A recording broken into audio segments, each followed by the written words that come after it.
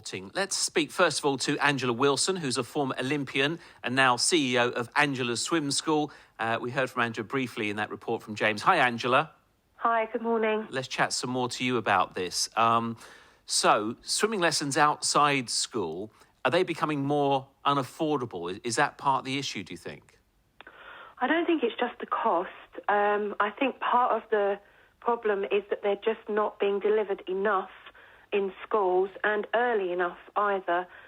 Children don't learn to swim at school until age 9, which I think is actually too late. Children, for me, should be able to swim much earlier than 9 years of age. If their parents and teachers want to keep them safe, they should be learning to swim a lot earlier than 9.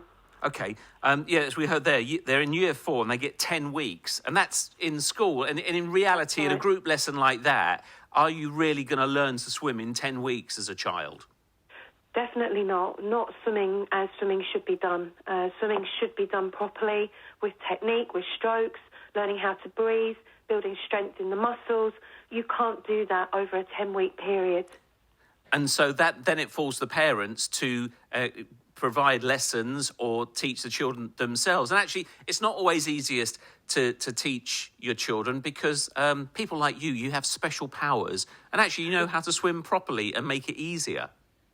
Absolutely. Powers, I would love to think that I've got special powers.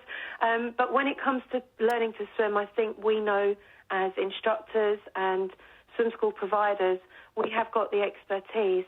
Being a former swimmer myself, I grew up learning to swim properly, and then I used that skill in teaching how to teach properly. And that's so important because the children are coming through and they're not getting the correct teaching and they're not being taught to swim properly. And that's so important because swimming is about not just getting across the pool, but actually learning the strokes, learning how to do the breathing, which I think people forget. Kids just hold their breath and go as far as they can, but that's not actually swimming. No. Swimming is about swimming properly and using that technique and being able to swim a distance as well, a greater distance than 25 metres, as I don't think 25 metres is anywhere near good enough to save anyone's life. Doesn't get you that far, does it? Listen, I love swimming. I love swimming with my kids, with my older daughters, with my son now, but I swim with them because it's fun and it's a fun family thing to do. I don't think they improve their swimming at all because I was taking them swimming. I mean, yeah, just because they're in the water, that helps. But actually, in terms of technique, the swimming lessons has always helped them. And so I feel lucky we've been able to do that. And to see my son swimming now independently is fantastic. It means he can go off the diving boards now in Worthing because he's learnt to swim, right? That's great. But, yes, absolutely. But when there is a barrier like the cost of that or the availability of a pool for that to be done, what do you do then? I think it's difficult when there's pools are closing around us. That's what's making it more challenging. Obviously, we had a lot more pools in the country many years ago, and the pools now are starting to close, and they're closing their doors because of the heating costs as well. It is very challenging, and I think the government needs to take a look at what is going on. Why are they shutting pools? Why are councils not being able to afford to keep the pools open to the public?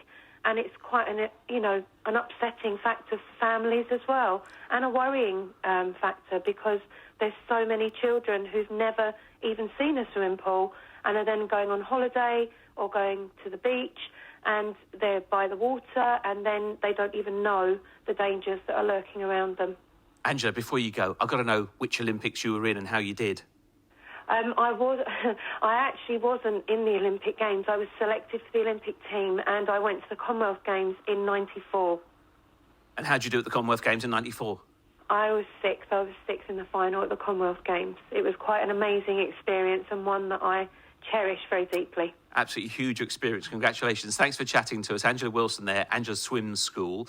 Those lessons she delivers are in Hastings and Littlehampton.